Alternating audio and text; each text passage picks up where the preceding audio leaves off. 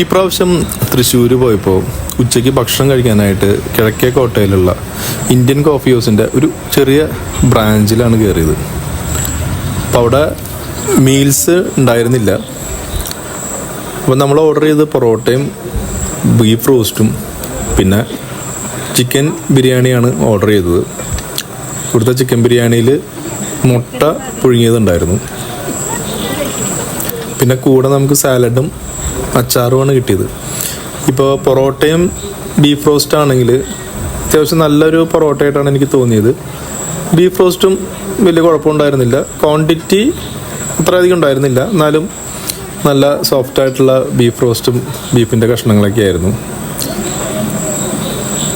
പിന്നെ നമ്മൾ ബിരിയാണിയിലേക്ക് വരികയാണെങ്കിൽ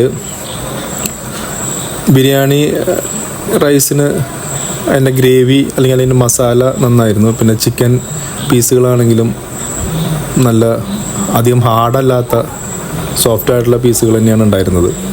പിന്നെ ഞാൻ നേരത്തെ പറഞ്ഞ പോലെ തന്നെ മുട്ട പുഴുങ്ങിയതുണ്ടായിരുന്നു.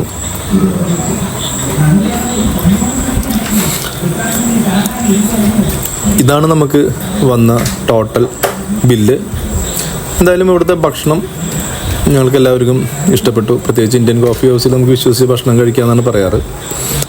അപ്പോൾ നിങ്ങളുടെ എക്സ്പീരിയൻസ് പറയും. അടുത്ത വീഡിയോ ആയിട്ട് ഉടൻ തന്നെ കാണാം. Thank you.